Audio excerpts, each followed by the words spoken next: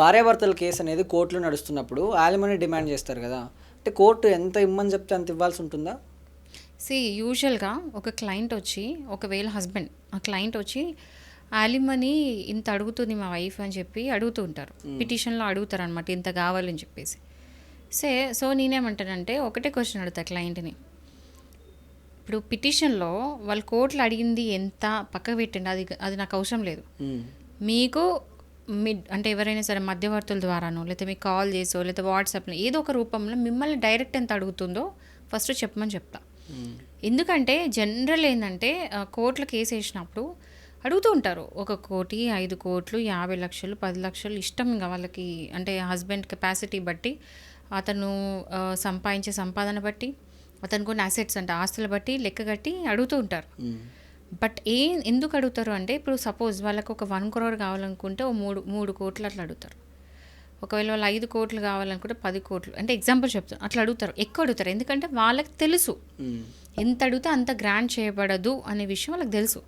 So ఉన్నదానికంటే double triple అలా చెప్పుకుంటారు, ఎందుకంటే అంతగానం కోర్టు కూడా గ్రాంట్ చేయదు. సో ఇది జనరల్ టాక్టిక్స్ అనమాట ప్లే చేసేది. సో అందుకని చెప్పి వద్దు, పిటిషన్లో ఎంత వేసిండ్రో అడగండి, చెప్పకండి నాకు, మిమ్మల్ని మీ వైఫ్ ఎంత అడుగుతుందో చెప్పండి, అక్కడ నుంచి స్టార్ట్ చేద్దామని చెప్పేసి.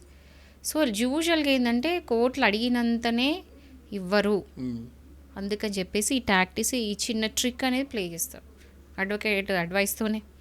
సో ఎవరైనా సరే అండి, అంటే ఎంతైతే యాలిమనీ అడుగుతారో అంత ఇవ్వాల్సి అయితే ఖచ్చితంగా ఉండదు. అందులో హాఫ్ లేదా 30-40% మాత్రమే కోర్టు గ్రాంట్ చేస్తుంది.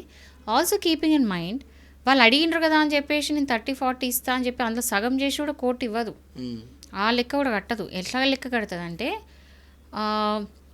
హస్బెండ్కి ఆస్తులు ఎన్ని ఉన్నాయో దాన్ని బట్టి యాలిమనీ ఫిక్స్ అవుతుంది.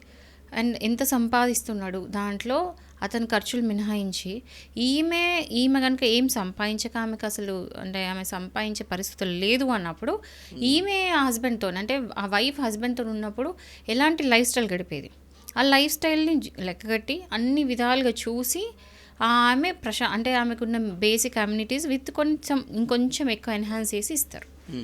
ఆల్సో ఈ మధ్యలో ఏంటంటే ఈవెన్ అంటే ఇయర్లీ ఎన్హాన్స్మెంట్ కూడా ఉంటుంది అనమాట, పర్సంటేజ్ వైజ్ ఇంత 5%, 10% పెంచాలని చెప్పేసి. సో ఇలాంటిది ఉంటుంది. సో ఈ రోజుల్లో చూసుకుంటే రేట్లు అనేవి పెరుగుతున్నాయి కాబట్టి, ఏదైతే కోర్టు గ్రాంట్ చేసిందో అదే యాలిమనీ ఉంటుందా, లేకపోతే రేట్స్ పెరిగేదాన్ని బట్టి కూడా యాలిమనీ కూడా పెరుగుతూ ఉంటుందా? యూజువల్గా ఏంటంటే ఒక అమౌంట్ మెయింటెనెన్స్ కనుక, అంటే నెలకి ఇచ్చేది మెయింటెనెన్స్ అమౌంట్ యూజువల్గా ఫిక్స్ ఉంటుంది. అంటే ఒకసారి ఇంత ఫిక్స్ అయిందంటే గ్రాడ్యువల్ అంత తీసుకుంటూ ఉంటారు.